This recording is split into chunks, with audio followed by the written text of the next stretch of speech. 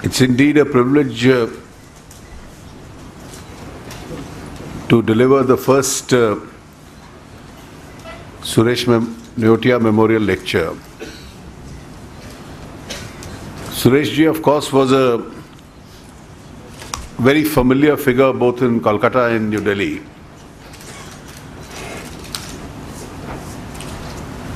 He was a man of few words, but everything he spoke, even in his brief conversations with you, had a distinct meaning.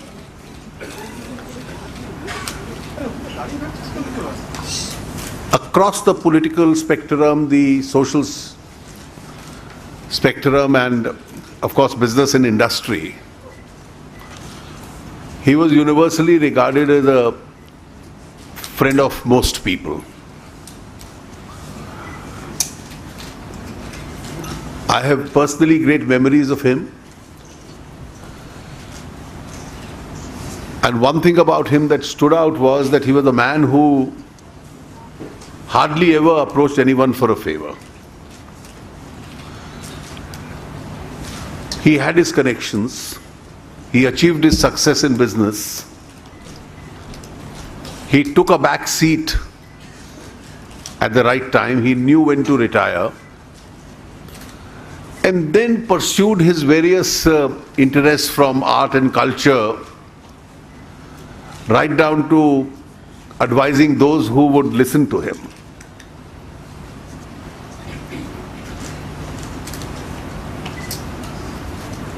My favorite memories of him are of a person who would walk into my study after fixing a prior time appointment,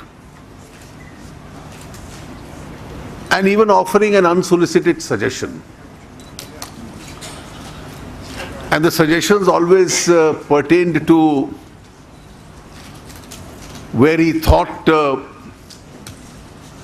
I should modulate my stand on some issue, or rethink my position, or where things were going wrong and had to be put back on the track and some issues to be raised. And occasionally, he would carry a good book with him and said, I think this is a book you should be reading. And therefore, he would leave that book behind for us. He was indeed a great host.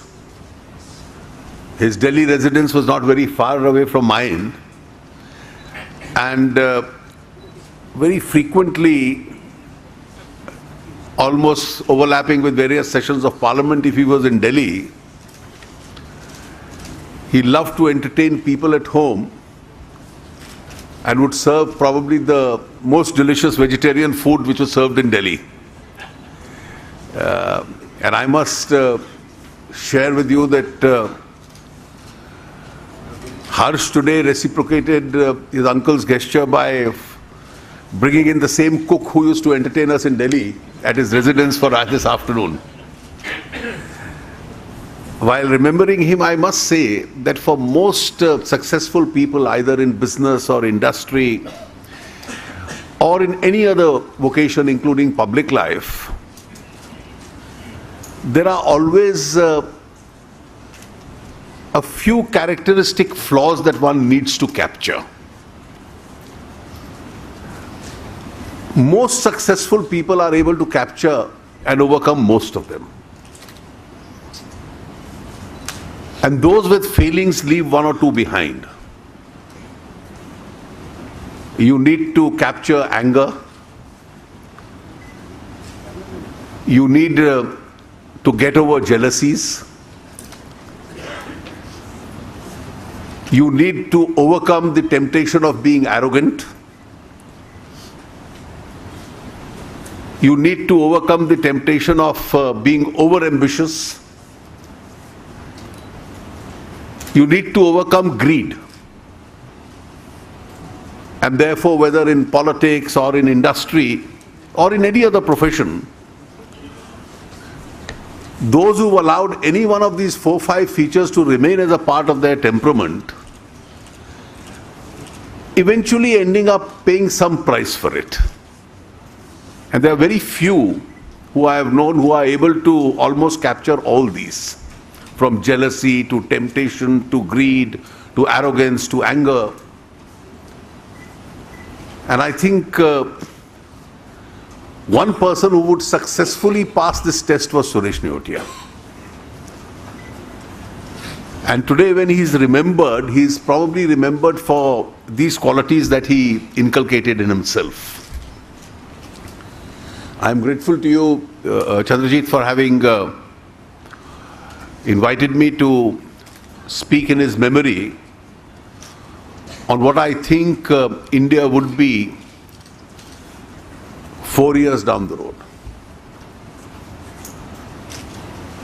Well, I think 4 years is not a very long time in the history of this country. But 4 years are important because it will also determine the roadmap on which India is. And I think in order to determine our own roadmap, we have to look behind. And today, if we look behind the 67, 68 years post-independence, how do we analyze the decades that have passed by?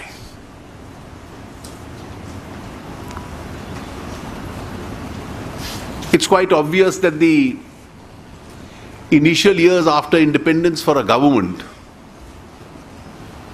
were challenging years. The private sector was very small. There are legitimately two views possible.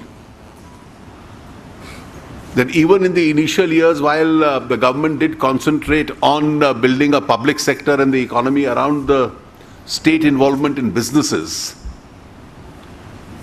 we should have been more open and liberal in allowing even private sectors to grow. But that's all that can be said with the wisdom of hindsight. And certainly one is willing to then give benefit of the doubt if you look back to those who governed this country in the first 2 to 3 decades after independence.